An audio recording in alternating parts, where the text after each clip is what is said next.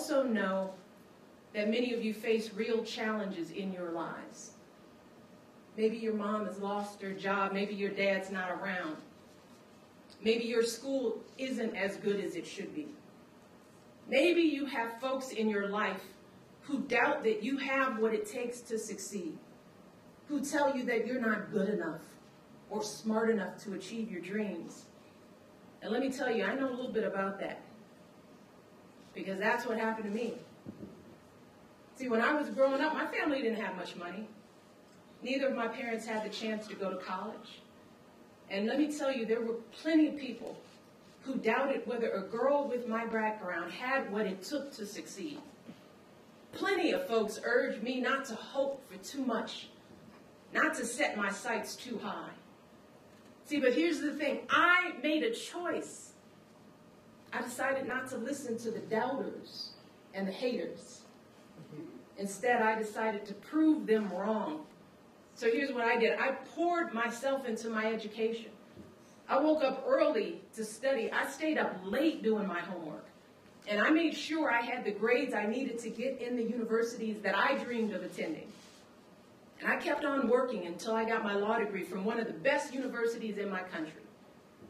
And let me tell you, those degrees were my ticket to all kinds of exciting opportunities, jobs that let me pursue my passions and provide for my family and give back to my community and my country. So here's what I learned from my own life experiences. You might not control what family you come from. You might not control what school you go to or how other people treat you. But you can control whether you do your homework each night, right? You can control whether you go to school every morning. You can control whether you spend your free time hanging out on the streets, partying, playing video games, or instead invest that energy in achieving academic excellence by studying for those exams and spending time in the library, filling your minds with knowledge. Now, your friends might not always support those choices. You might get teased or bullied or ridiculed for choosing to focus on your education. But like my mother, who is here, always told me, she said, it isn't what people call you that matters, it's what you answer to. So you can choose to answer to the peer pressure and just go along with what everyone else is doing, or you can answer to your own hopes and dreams and start working to become whatever you want to be in this life. That's what Sia Kluza did.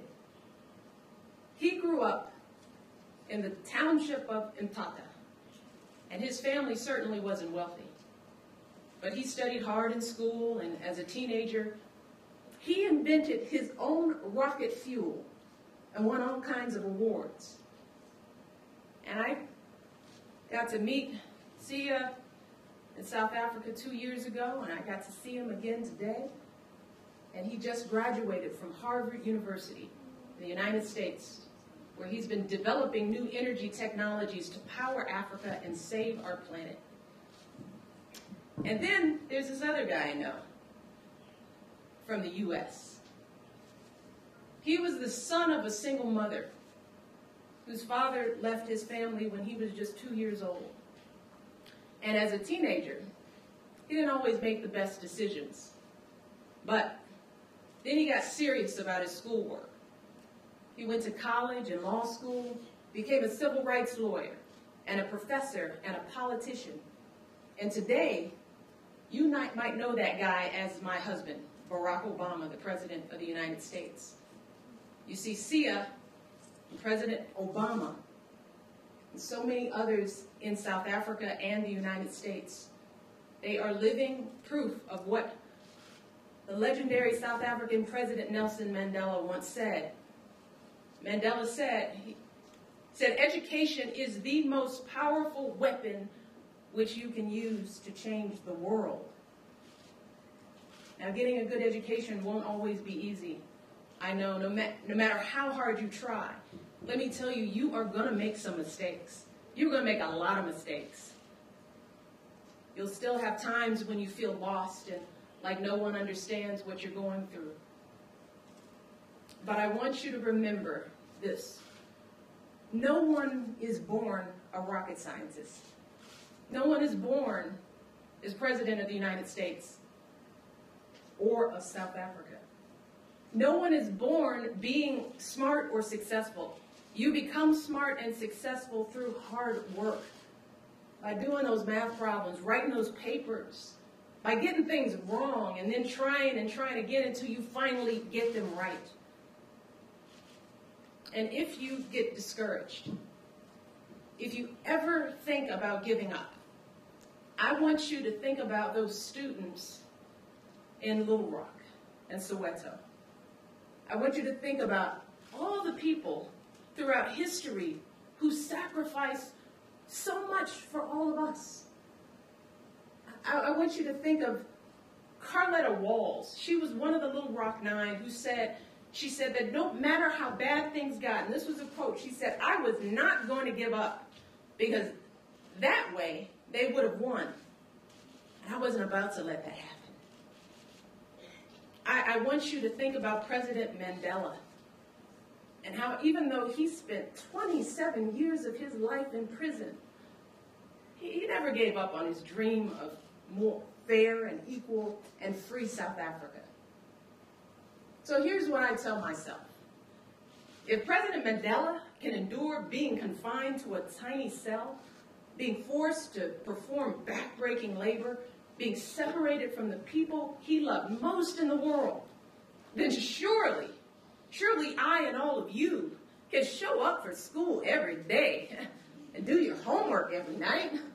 If President Mandela can hold tight to his vision for this country's future during all those years he faced in jail, then surely you can hold on to your hopes for your own future.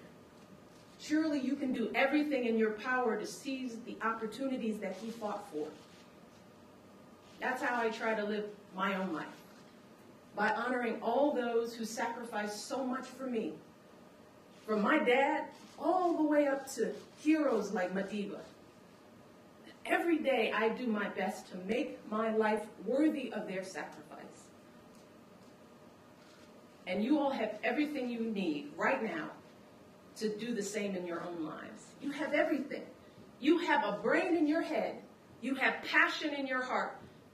And I know that if you're willing to work for it and fight for it, you can be anything that you dream of. So today, I want to ask you all just to think about what barriers will you break down? What legacy will you leave for the next generation? Will you study the science so that you can cure cancer and AIDS and save our environment? Are you going to study politics so that you can end poverty and violence and build good schools for every child in your country? Will you study law so that you can endure and ensure that for decades from now, no one ever has to face discrimination because of what they look like or where they come from or who they love?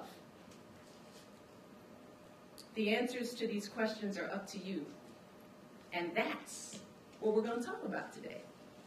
We're going to talk about how you all can use your education to make history and build a better future in the years ahead. Know this, I'm already proud of you. Know this, the president is already proud of you. The next step is yours. So I'm going to turn it back over to Sizwe so that we can get this conversation started. How about it? You all ready? News that moves. eNCA.com.